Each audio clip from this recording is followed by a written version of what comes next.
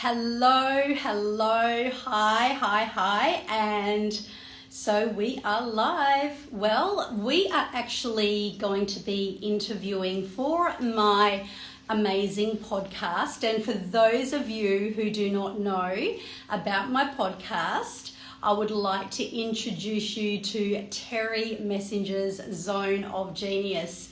Now, this is a little bit different for me, so you're going to have to bear with me. And my beautiful VA, Sally, is going to probably have to edit this, but we are going to bring some really powerful content today. And it is going to be around your zone of genius. So what this is going to mean, you guys, is that you are going to have a brilliant opportunity to have two coaches right here with you, and both coaches just so happen to have a very passionate flair for creating people's life purpose and giving them the opportunity to lead with that zone of genius and that mission and purpose. So before we actually start, this will be my very first time coming on live with the podcast.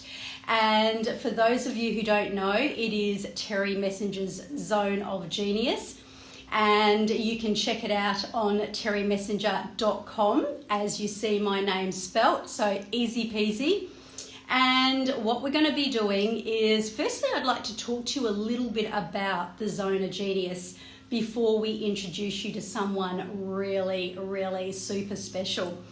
So firstly, I would like to say that my beginnings began as a coach and a practitioner of neuro-linguistic programming, and the first port of call was knowing and learning how to actually release trauma from people's lives. Now, the reason I tell you this, especially if you already know that about me, because a lot of you, if you are following me or you know me, will know that that's where my beginnings are. I'm known as the Transformation Queen. However, with this lady, because they always say two heads is better than one, with this lady that I am going to be introducing to you, she has actually done some work through one of my mentors, my own personal peer. And this lady, Marissa Peer, if you've ever heard of Marissa Peer, she does the most brilliant transformation also. So her transformation is where my guest began. So her early beginning days began in this space of rapid transformation therapy. So this is going to be a really great place to be right now, whether you are watching this live or whether you are watching it on the replay. So please just bear with me, you guys, because I have not ever done this before. But I always say you've got to start somewhere once. And what I'm going to be doing is bringing on my guest. So as I bring her on, we have two coaches, two practitioners, two transformational leaders that are both zoned to really, really focus in on how to live a purpose-driven life. And let me promise you something, guys, when you know how to live your purpose-driven life, everything can change. So let's give this a go. And I am going to accept the beautiful, and let's see if magic happens. Abracadabra, abracadabra. And is anything happening? Boom, there she is. Hi. Boom. Hello, how are you, gorgeous? I'm very well, thank you. How are you? I'm well. I'm really, really well. So I just want to make sure that your voice is not echoing in the background. So you can actually click off your Zoom. So Nadine and I were backstage and in the familiar Zoom room. So is this your first time live as well on Instagram? This is my first joint live. Wow. So the first joint live. Okay, that's great. So let's start off with, where are you right now?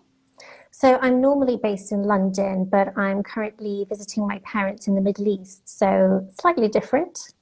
Yeah, Okay, that's really exciting. So you're in the Middle East right now, and I am. you're from London originally. Wow. So when you did Marissa Peer's training, how long ago was that? So that I started last year. And of course, you know, the pandemic affected people and really woke people up to reassessing their careers and reassessing their lives, whether we were forced to work from home or whether we were forced to sort of take on extra work or pivot or adapt how we were working. And I'm one of the people who was actually furloughed during the pandemic. So I was put on paid leave for about 3.5 months. And during that time, it really gave me a powerful opportunity to reassess where I was and really come to a realization that I was actually in the line of work that I was in at the time for the wrong reasons, and come back to my passion for personal development. And so that's where I really actually came across Marissa Peer for the first time, and was really struck by and impacted by her work and her understanding of how the mind works and her unique take on the power of the subconscious mind and the importance of understanding and working with what is those deep-rooted underlying causes of the challenges that we face. And so that really encouraged me to pursue training in Rapid Transformational Therapy, RTT, which is her modality, and also train to become a coach as well. So I combine the two so that I'm able to provide a more holistic support to my clients through the coaching and that deeper support. That's amazing. That is just so awesome. So, what I find, and this is part of how I take people through their zone of genius, in fact, just to kind of highlight and set a bit of a framework here for my question to you, is that, you know, when people came on board this program, some of them were already established coaches, but they were kind of like really still finding their feet and really just sort of looking at creating their first programs. Others were people that came in from different walks of life, know the work that I'm doing. The common denominator is that they all have this craving for success. They all have this craving to have more, to be more, and they love the thought of, you know, really being able to give of themselves. But here's the thing, and this is where I'm going to set this whole question up for you. For them to have really gone deep, I mean so deep, in fact, I call it 7 levels deep to gold, which was actually inspired by Dean Grazios, so I do need to just state that. However, I brought a whole lot of really comprehensive processes around that. What happens is people establish what they want. So you were obviously in that position where you were in your previous job, maybe it was corporate, and you were probably feeling, because this is what happens to people, they start to feel this like they're either unhappy, something's missing, there's a void, or even worse, they become very unhappy. So, you know, when people find their way into this kind of work where they go deep, when you're actually finding your zone of genius, what actually happens is it totally throws your life upside down. It literally is like, you know, getting a doll's house and rattling and shaking it. So everything's just flying everywhere. So everything's going to move, everything's going to shift. And then there's this opportunity to open up the doll's house. I'm just going to use that as a metaphor, throw out all the stuff, ditch all the stuff that has been really hard, but learn from it, and then discover that what was actually the biggest pain and sorrow and what caused people to really go grrr. And I'm going to give you the fort in a moment, Nadine. I'm going to hand over to you in a sec. So, you know, by them reaching that level where, you know, we're doing all of this activation, we're really, you know, we're really throwing things upside down. We're doing pattern interruptions. We're changing everything so that things can be different, so that they can up level. So they go through this like, oh, this turmoil, right? And as they go through the turmoil, they'll come out the other side different. They'll come out the other side. And, you know, this is a process, this is a program. And I suppose what my question now to you is, being that my passion to be doing what I do and learning what I've learned, you know, like yourself, like when I began way back when, I did it because I had a lot of pain, I had a lot of trauma, I had no self-esteem, and I was searching for significance. So with that, what I'd like to do is hand over to you. I would love to hear your story. I would love to hear, you know, what really, you know, maybe what you dealt with through your transformation with Marissa Peer. You know, what was your, you know, the dark night of the soul almost, and how did you actually get through that? Because this is what my podcast is all about, really tapping in to your zone of genius. So I'll set the question now for you. So Nadine, what I'd love to know from you is the purpose that really prompted you to go in and do this transformation that would actually change, pivot, and totally, you know, move your life to a completely different arena and have you going forward. And what was some of the pains that you discovered, and, you know, what was it that got you through it? And let's go deep and hear your story. Yeah, that's great, Terry. And what you've just described with your story really resonates very deeply, especially with the word significance. And I think this is something that so many people, I think too many people actually grapple with and don't actually recognize in themselves. And for me personally, I mean, I was interested in coaching back in my mid-20s and was interested in pursuing a career in this, and had always been interested in my personal development and learning more about different methods and different teachings around personal development. But at the time, I wasn't really ready enough to become a coach, and I had so much more to learn about myself and about human behavior. So I'm glad it didn't work out then. But for me personally, you know, what I really realized in that moment that I described earlier during the pandemic, of having this realization that I was in the wrong line of work.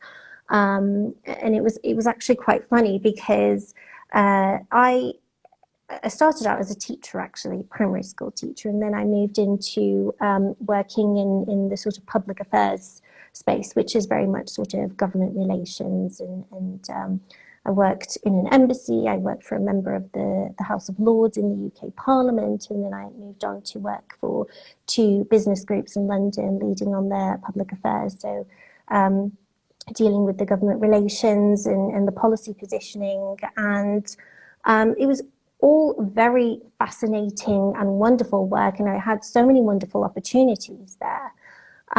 However, and I've seen this so much actually in that industry as well, there is this almost like this drive to be around the prestige and to be around the power and to be around that status as a validation of significance. And in that moment, when I realized I was in the wrong line of work, it actually hit me that that's why I'd pursued a career in that field. I am very interested in politics and I am very interested in current affairs, but that was really what was driving me to move forward. And at one point, I wanted a political career, for example. So, that was just such a moment of awakening. And it wasn't just the fact that I realized I was in the wrong industry. I also realized that I didn't need that anymore, because I had started doing so much work on myself and I had started digging much deeper than I had before, and working to understand the parts of me and heal and support those parts of me that felt they needed that validation of significance. It hit me, I don't need that anymore. I don't need some external sort of status symbol or shiny bauble to prove to myself that I'm significant and that I'm enough. Oh, that's amazing. And how true is that? Because, I even recall when, before becoming a practitioner, I was always in the people industry. So I was in real estate and we had our own business in real estate I was working with my family for about 15, 20 years. I know that gives away my age. And, I became very, very invested in the church, and I began working with people in a very evangelistic way.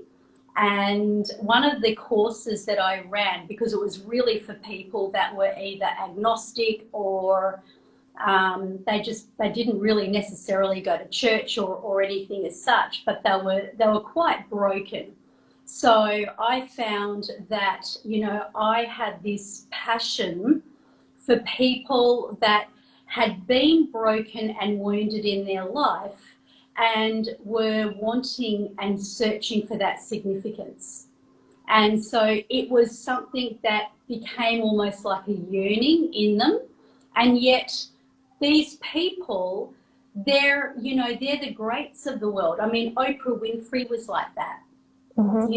She was so broken, and she certainly went on a mission, right, for her search for significance. And I actually ran a program before becoming a practitioner called Searching for Significance. And so it's almost like at that point in my life, though, nothing actually made sense. Life was all over the place. My marriage was breaking down. I'd left real estate, so I didn't have my purpose anymore, right? So I had no purpose. And I think, whether you are in a job that's not right or whether you are just not doing anything, when you find your purpose, and I know you'll be able to talk us through this soon, but everything changed. And for me, everything changed, like the moment, because nothing made sense. At one point in my life, just everything was just everywhere and nothing made sense at all. But then when I look at it now today, I'm like, oh, that goes with that and that goes with that. And that's where I was supposed to meet this person and that, and it all kind of made sense. So the one theme threaded through my entire life was that, that zone of genius, that God-given purpose and living according to your calling. So, what I'd love to hear from you is, about a little bit about your program, because you've got a program that's coming up, right? Absolutely. I will be launching a new program, one-on-one coaching, very soon. And it will be focused fully on supporting conscious, purpose-driven leaders.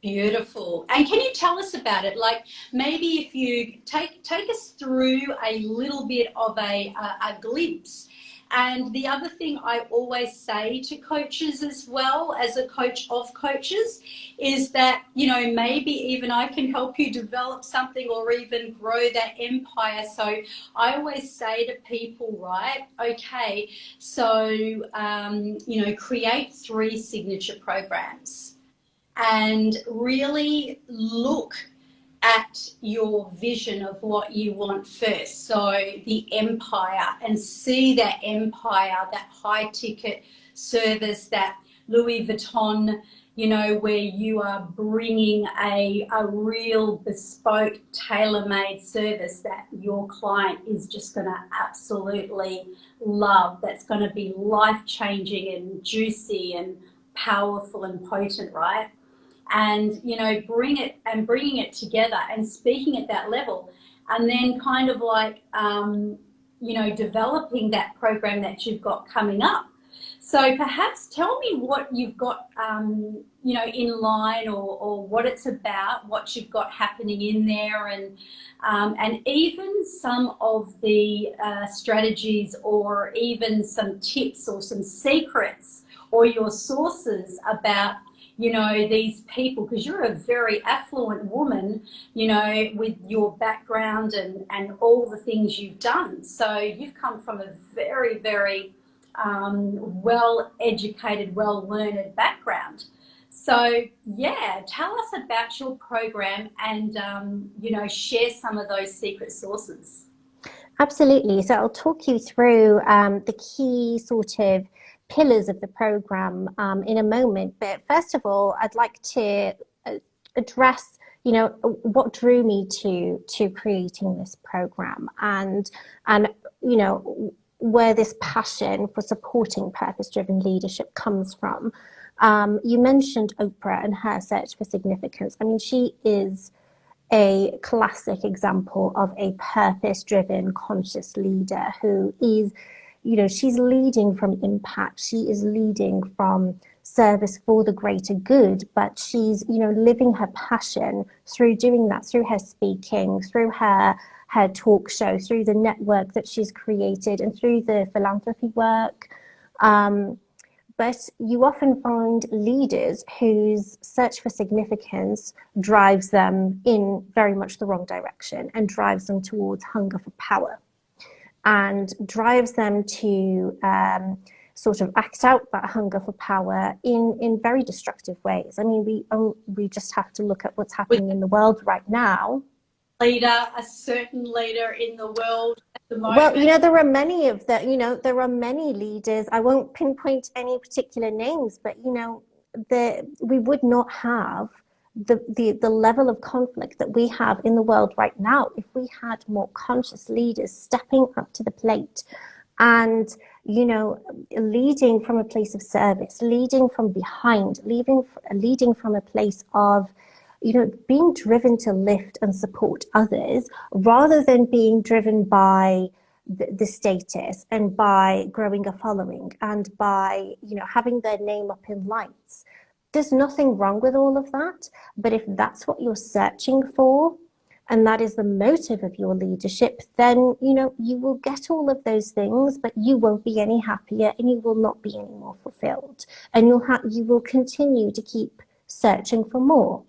But when you lead from a place of purpose, when you lead from impact for the greater good, and to bring, you know, good to humanity, good to the collective, you know, you get all of those things of the success and the connection with others, and you can build a following to get your message out there and to share the impact that you're creating.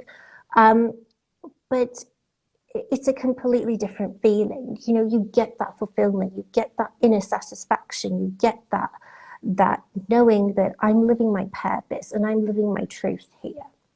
So there is very much the purpose behind what I'm doing with this coaching program, and the way I've created it is to first of all focus on reconnecting leaders with their purpose, because as I mentioned, that is such an important area of focus that I think so many leaders are missing in their leadership roles, whether, you know, they're leading an organization or whether they're entrepreneurs or whether they're a leader in public life, is really reconnecting them back to what is that purpose, that they are here to experience and contribute for the greater good.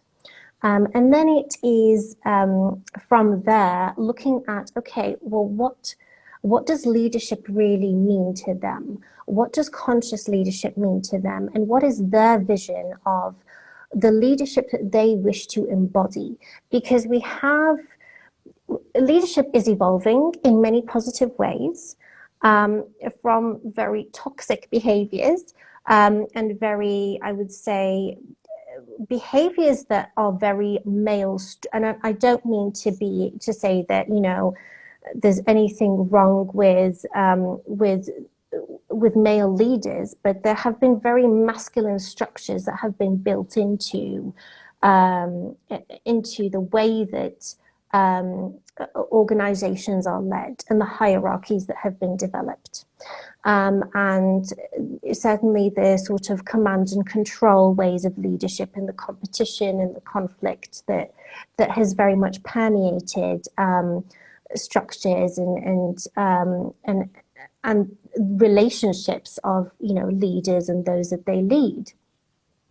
And so I think it's so important that as individuals, we all reflect on, well, what is the type of leadership that I want to embody? Regardless of the types of leadership that I've seen, whether they've been positive or negative, and the types of leadership that I might be encountering in my day job, or I might be encountering with clients and stakeholders. So really coming home to that vision of what it is that they wish to embody and the impact that they wish to create. Because again, this is about creating impact. And then it is digging deep. And we spoke earlier about the rapid transformational therapy and the healing work that you've done and are doing with your clients.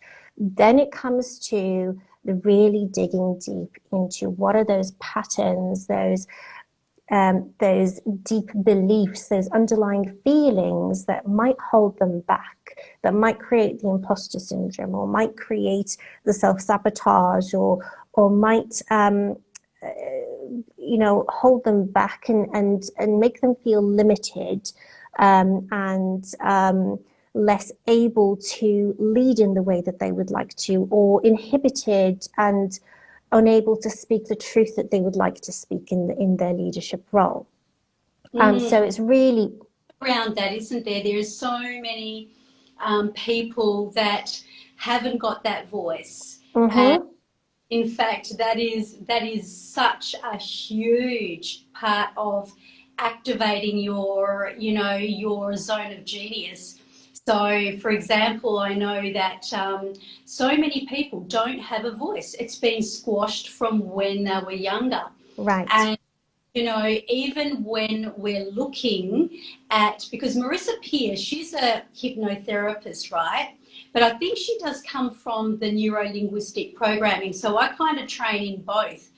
And I'm not sure whether she does the NLP. Do you know whether she does a lot of the NLP, mainly hypnosis? So her method is called Rapid Transformational Therapy, and I'll just caveat and say that it's a complementary therapy, first of all, but it combines some of the most beneficial principles of NLP and hypnotherapy plus CBT, and it really harnesses the power of neuroplasticity, which I'm sure you know a lot about, but for any listeners, that is really the brain's ability or for our ability to create new connections in our brain. So when we learn something new or we develop a new habit, we develop new connections in the brain, and we can actually change our brain.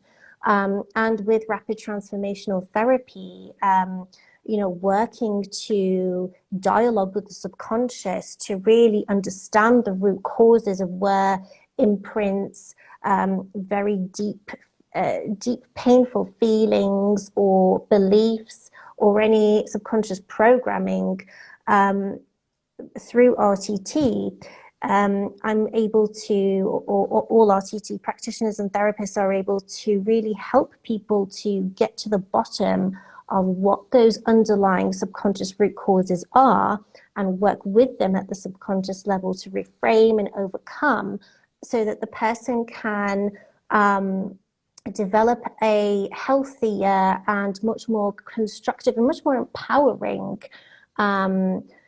new interpretation and belief around those deep underlying root causes, so that they can really, some people use the word rewire or reprogram, but it's really about, creating a fresh start for yourself and creating those new empowering beliefs so that you are not held back and inhibited by pain or by anything that has affected you in the past, but that you're able to still understand and accept that, okay, yes, this has happened to me, but that does not have to define who I am.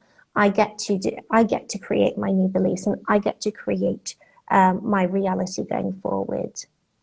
I love that. I absolutely love that. So you don't need, the map is not the territory. Where you've been, where you've come from does not have to define where you're going. And I love the neuroplasticity part. And it's, if you think of neuroplasticity, it's almost like this flexible, like pliable, it's expansive. And, when you're looking at a child has a lot of neuroplasticity. However, as we get older, we become more set in our ways. But it's actually great to allow that neuroplasticity. And also when it comes to the whole, the structure of leadership and people wanting significance and people wanting to, be that person for whether it's the right reasons or the wrong reasons, people are always coming from the right place. But I do find, and I totally have to say, that the more authentic that, especially if it's someone like yourself, like you and I, we're both so authentic. So we've got that experience that has given us that passion. And usually when, you'll find that whatever is underneath the passion is what is driving. But, like as Nadine has said, if you are still living within the parameters of these beliefs that you're trapped in, they can cause triggers. They can create you to have behaviours and patterns that are not constructive. They don't align with the life that you want, because really what your life is about is it's about your habits. It's about the way, it is your beliefs. However, your beliefs are not facts. They're just beliefs, right? Mm-hmm. So I love that. And it's interesting, people in power, whether it's for the right or the wrong reason, we're seeing that in the world right now, right? And even though we don't want to mention names, I think we all know what's going on in the world right now. It's very, very plain to see. But, there are people in history like Hitler who were leading the world and that left their legacy, and, and they came from that place. And yet a person like you and I, Nadine, probably asks the question, what was driving them? Could have it been transmuted if they had have healed themselves? Because, see, this is where it all comes from. So I know that, like I was saying, when we went through Awakening Your Inner Genius, it turned everybody upside down. And that's what it is supposed to do, because by turning everybody upside down and rattling people's cages and bringing everything to the surface, it's like, well, before, people have got it kind of sitting inside their body. So what's happening is it's just firing up every so often, and it's kind of emerging like a trigger, something that's setting them off, something that's, so they're, with this happening, it's like it's volcanic. Whereas when you're bringing, like you're literally bringing everything to a head, and then you're kind of like, you're almost becoming so aware of it, that awareness, the acknowledgement, and believe it or not, I don't know what your thoughts are on this, Nadine, but the embodiment, I think so many people run away from, you know, if they are going through something, and especially a lot of leaders and coaches, if they're already transformed and they're already healed, they kind of get into that self-sabotaging way where they expect too highly of themselves, and then they're not sort of allowing themselves, they're not kind of embodying, embracing, and surrendering. You know, actually living and let living and allowing that kind of flow to come through. What would you say to someone that came to you? And can I ask, what are usually their symptoms? Like someone who is really suffering, and they obviously want to do this program that you're doing. Can you talk me through that? Well, look, each person is so unique. So, you know, the presenting problems for the same root cause can show up in different ways, and the same presenting problem can have a variety of different root causes. So again, you know, we are all so unique. We've all had so many, our own unique sets of experiences. And, you know, we've all been in our own unique sets of environments and you know, been exposed to different cultures and to societies and different people that will have shaped and molded how we develop. And so again, like I say, it is always so different. And I mean, so for example, imposter syndrome, let's use that as one example. You know, the root cause emotion of that could be anything from, you know, a moment in childhood of feeling like, well, what's the point? So that shows up again later on in life when the person is trying to get to that next level, or memories of childhood where they were judged. And so that feeling of I'm being judged, people are watching me, will stay with the person and really play out as imposter syndrome. So again, you know, it's about really helping the person to understand what it is in their own experience, because, you know, we've all been through experiences, we all have. And it's up to us. We can take those experiences to fuel our purpose, or we can basically pass the hurt along and create more unpleasant experiences for those around us. So really, with, you know, working through the RTT and coaching, it's about just helping that person to understand how those experiences have impacted them, how the experiences have really shaped their beliefs, and their programming and their view of the world, and how they can really, you know, develop a deeper understanding of themselves and how they react to any triggers where those feelings and beliefs and imprints are coming to surface, and really develop a more accepting relationship with themselves. Because I think that, you know, people talk about self-love and self-confidence. I really do believe that at the basis of either of those is self-acceptance. When you can accept all parts of yourself, when you can accept any and every experience that you've been through, it doesn't mean that you justify or that you, you know, you make excuses for yourself or anyone else. But if you can accept, okay, this is my experience, this is my life, then you can really build from there, and you can actually bring all parts of you on board to move forward and to really live your purpose and live from impact. That's right. So true. Because, you know, I believe that, especially coaches, if they're in positions where they're really wanting to create something, they're often there. I mean, everyone has something ingenious inside them, right? Mm-hmm.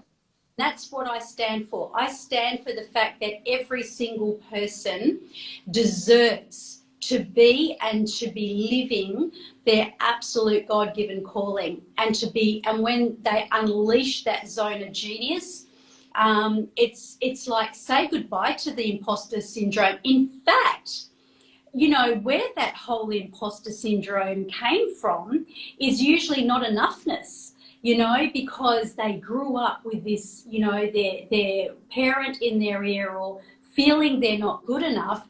And then they're suddenly thinking to themselves, well, I've got to go out there and, I'm creating all this magic and all of this fabulous, life-changing transformations for the world. Who am I to do that? And this is what the biggest thing that happens. They're going back and they're beating themselves up, and they're saying that they're not good enough because there's that little voice inside their head. But the message, Nadine, that I always say to people, like even when coaches are hesitating or they're not coming out of their shell, because obviously that's what I love doing, activating their success and helping them build their programs, and really, and even look, it's not always coaches, it's business people, but build their empires and come out of their shell, because I believe everybody deserves to do that. And one of the things, especially with coaches, is I say, look, if you are suffering and you've suffered so much over here and you think you're not good enough, let me tell you, that is your gold. I'm going to give you an example. I'm in a mentorship. I pay tens and thousands of dollars when I'm jumping on board mentorships and schooling now. I mean, I've obviously obsessed for the first 10 years of my life as I, got myself qualified and I became a trainer and certifying people. But going online was a whole different animal. It was like, oh, this is different. It's not as easy as being in clinic. And I had to learn all over again. This was 5 years ago. And, from where, I'm standing now, it's when you've got that voice. So I've spent so much investing in systems, and I've got a beautiful system now and a mastermind team to help launch coaches and their programs. But the fact is that really at the end of the day, I say to people, your best gold, your greatest gold is in your story. Your story is your glory, especially online, because, I just went into a program which is probably, it's a high ticket program, and it's all about, because I decided I'd had enough of doing systems. I've got my system in place now. It's time to move back into the feminine flow, into the energy, into the immersion. And oh my gosh, greatest thing ever. But you know what? I was watching two ladies just like you and I now. And there was one woman, and you've got no idea the darkness that she'd been through, where she had gone in her life, and what she had actually experienced was like you cannot even imagine, right? And it was sexually, it was physically, it was emotionally, it was spiritually. And as I was listening to her story, and now today she is activating people.